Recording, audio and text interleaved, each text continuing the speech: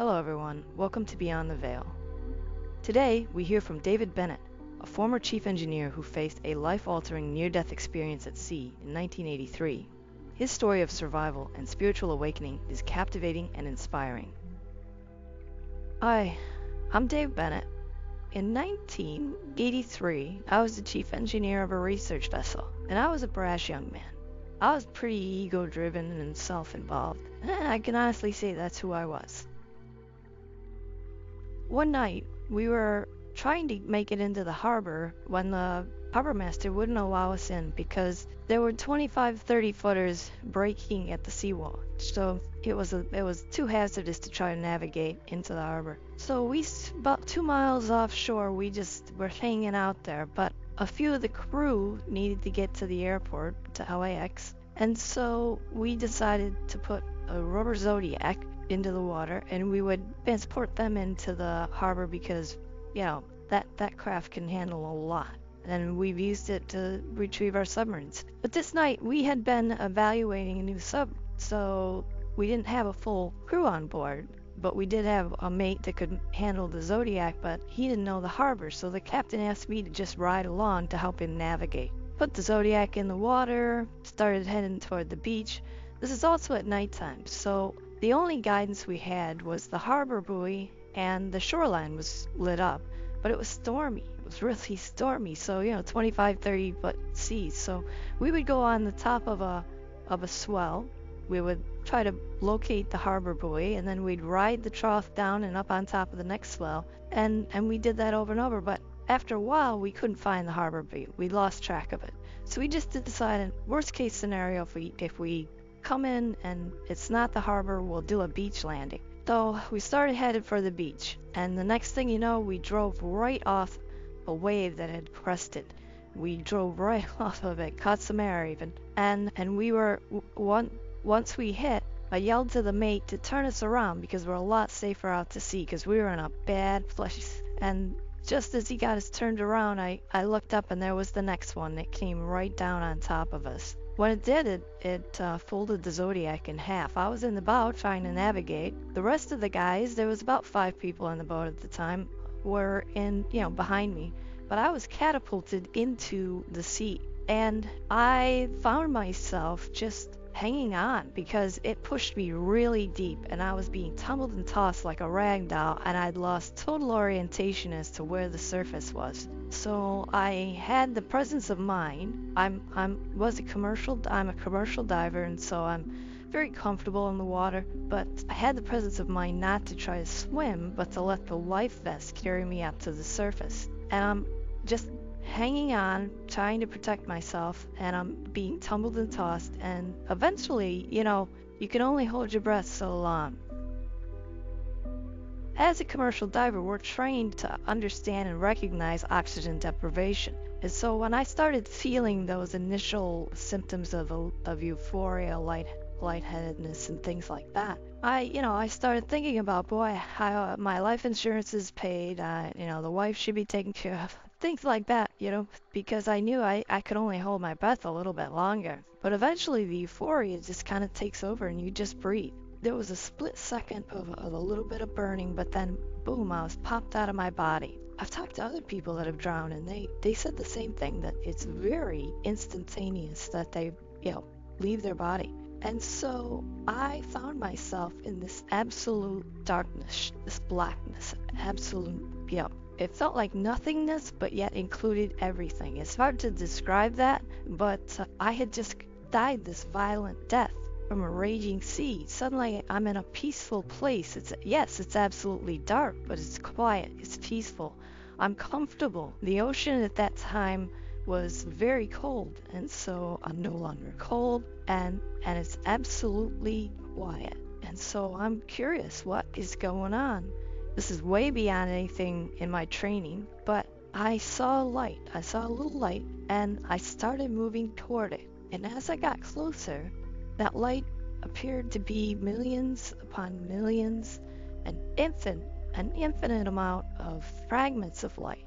and they were all moving kind of in unison, kind of like you would see a flock of migrating birds, and how suddenly they'll all shift direction at the same time. Well, these fragments of light were like dancing like that, where they were just, they'd move, and they were multicolored, and it was just beautiful, the light that they, emanated. And as I started getting closer, I started feeling these waves of love. It felt like I was being held in this warm embrace of love. And I was just in awe of all of this. I tried to look at myself, because I felt like I was just suspended in all this, moving toward this light. But I tried to look at myself, and it was kind of funny. It is because I realized I didn't have a head, I didn't have eyes, but I had vision. And I could just direct my vision wherever I wanted. And I could see that I was transitioning into a fragment of light, into one of these lights. And so as we got very close, 3 fragments broke away and they started coming toward me. And they were welcoming me home.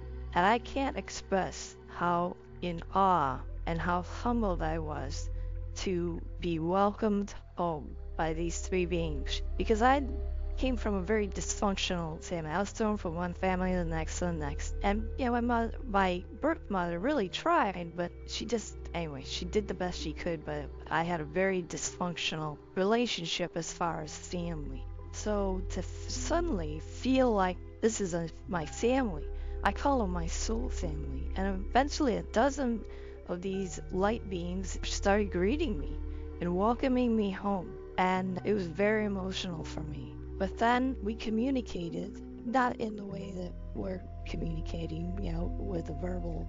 It was just a knowing. I suddenly knew that we were going to move deeper into the light, to this area that was more like a sphere. It was absolutely beautiful.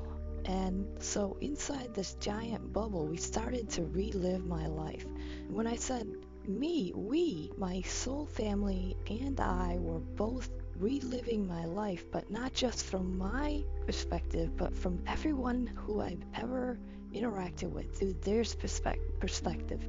It was like my consciousness fragmented into these multiple streams of consciousness. Wow. Talk about mind-blowing.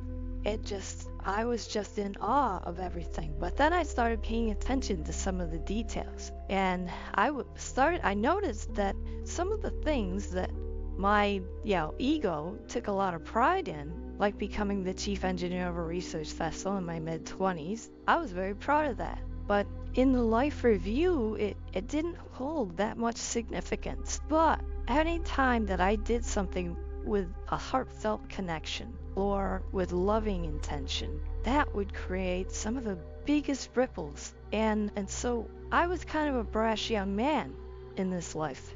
And my philosophy was you cut your swath through life. So to suddenly see your life in this fashion, and to have your soul family experiencing it the exact same way I was a little, I don't know, I guess I could say ashamed that they had to see some of the more unsavory parts of my life where I was just cruel. And so, but they didn't judge me. They just were excited to be there, to love me, to support me, and to help me get through this re-experiencing of my life. So we went through my life, and then we reached this area, this threshold, where it didn't have any reference to the life that I had lived. And I was a little disoriented, but my soul family just loved me. They buoyed me up with love, and we started going down what it looked like a corridor, whereas everything in the life review was absolutely crystal clear. But once we crossed over that threshold, it was like looking down a corridor,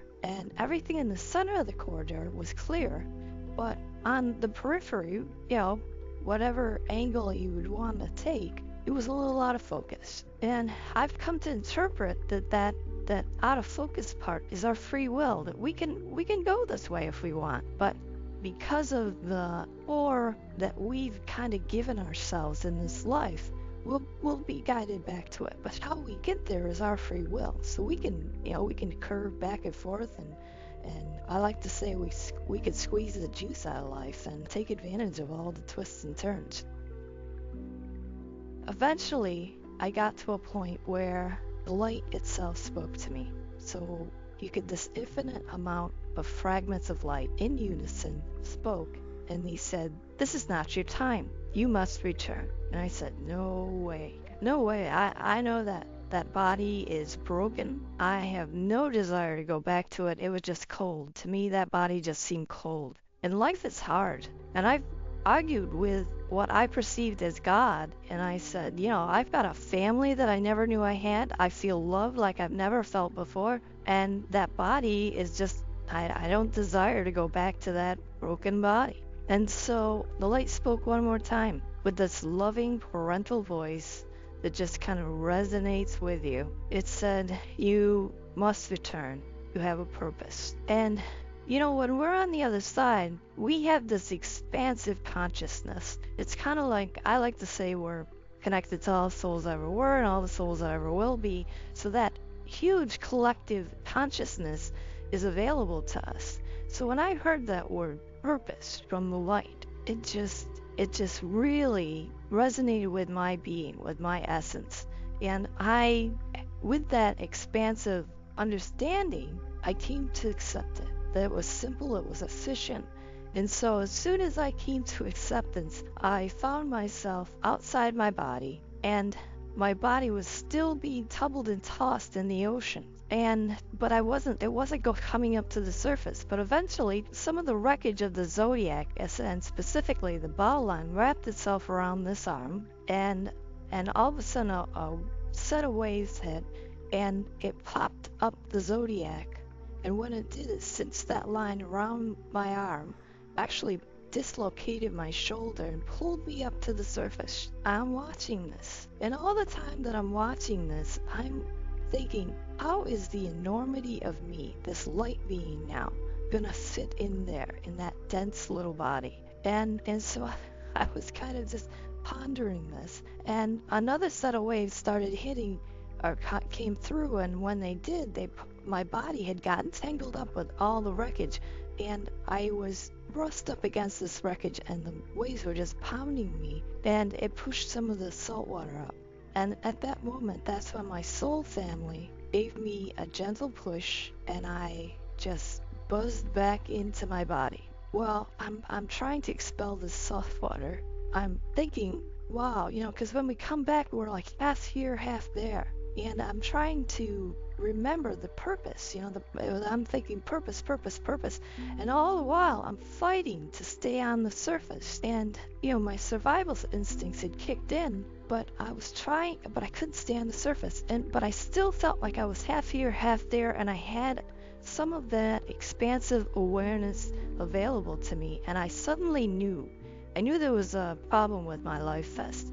And when I unclipped it, this was an old World War II Mae West, which looks like a big orange puffy pillow. And the lining had dry rotted, and so what was left of the lining was all saturated with salt water, so it was actually kind of weighing me down. And so when I ditched the life vest, I was able to stay on the surface more, especially once I took off my steel-toed boots. But anyway, I was able to stay on the surface. And my mates that were in the boat with me had held onto a flashlight, and they were looking for me. Thank goodness, because I couldn't speak that well after breathing in all that salt water. And so they found me, and then we swam the last mile into shore. And it was a tough night. Once we reached shore, we came back. I was hypothermic.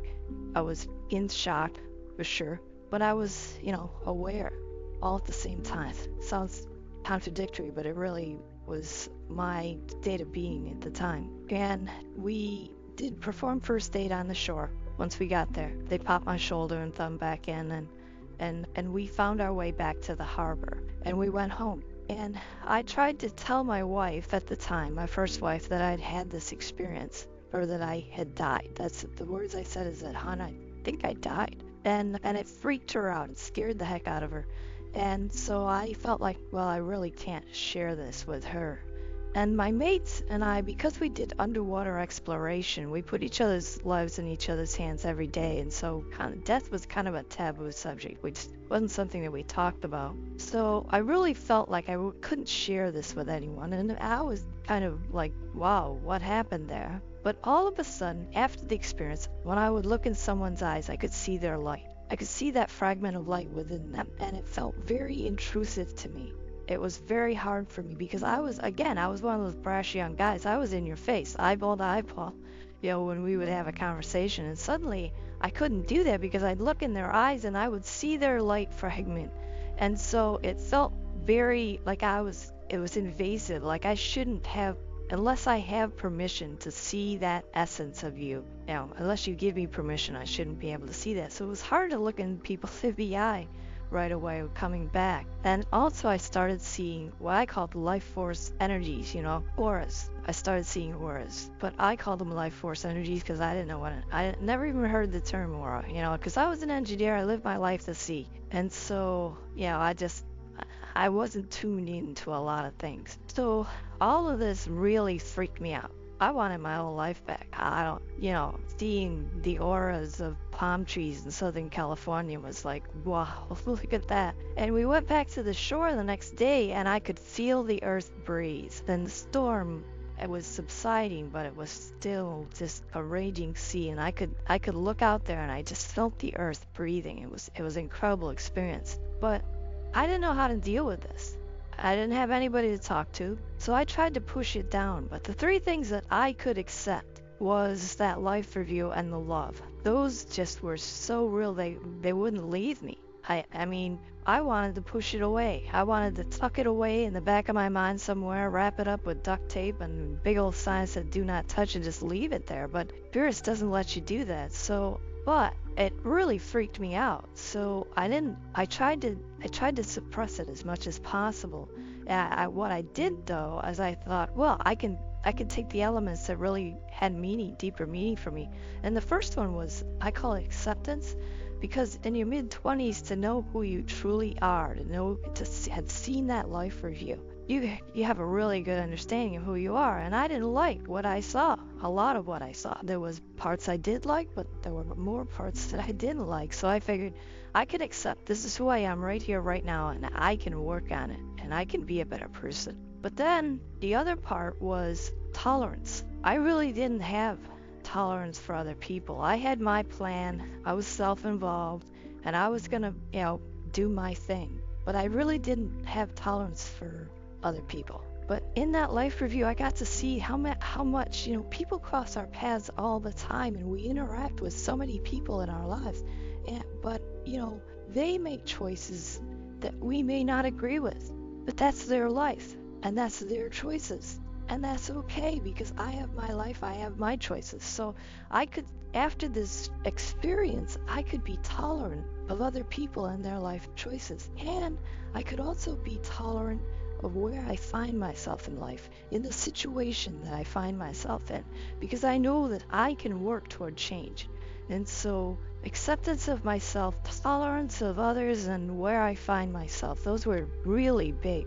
And the third thing that I took was, I was an engineer. I pretty much saw things as black and white, but I had just been thrust into this world of color, and I recognized that there's truth that is factual truth, okay? But there's also a truth that's a personal truth that resides within our heart. And whenever we come across a personal truth, our heart resonates with it, it expands with it, and it's kind of a clue as to how to live life and how to flow through life. So those three things, acceptance, tolerance, and truth, got me through for about 11 years, and I didn't share it with anybody for those 11 years. And then I had a second experience, and in the second experience, I got to relive not only everything in the first life review, but also 11 years that I had lived since the first experience, and I saw how much I'd changed. I really didn't think I'd changed that much, but I had really, by just adopting acceptance, tolerance, and truth, and bringing that into my life, I had changed dramatically. And so that second experience really kind of told me to start living by everything. But I had to accept that I have a soul family. I had to accept that they were communicating with me, because another one of the gifts from the initial experience was I would get these knowings. This information would just come to me, and I didn't know where it came from, but as a good engineer, I would test it to see how reliable it was, how truthful was it, how veridical is it. And I found that it was, and so I began, in that 11 years, I eventually became comfortable with these, intuitive knowings that I was receiving.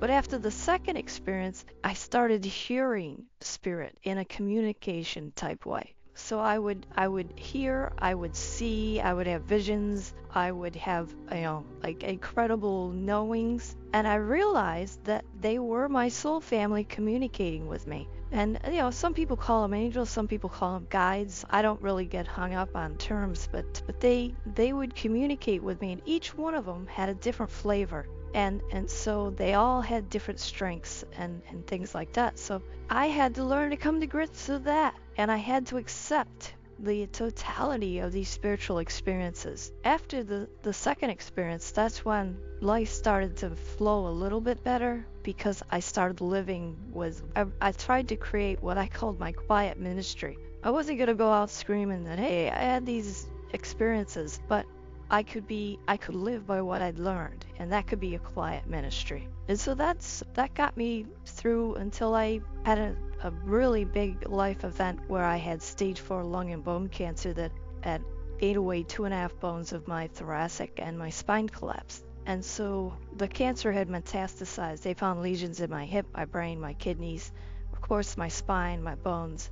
And it was moving very rapidly, and they weren't going to even treat me. They were just going to prescribe some really heavy-duty pain medicine, because with a collapsed spine, it was incredibly painful. But again, this experience, I had an almost like for a few, and people were coming up and telling me how I had affected them in life, and this was in 2000. So now we're talking from 83 to 94 was the second experience, now 2000. I'd had a number of spiritual experiences in between once I started down that path, and so it was, this experience really laser focused my spiritual intention, and so it allowed me to be who I really wanted to be. And so I balanced holistic approaches along with traditional, and I was given kind of the gift of doing some healing work on myself, which I now do for other people. Now I'm able to really do the work that I was really called to do. Thanks for watching today's video. If you want to learn how to create a profitable YouTube channel like this one, click the link in the description and let us show you how. See you on the next one.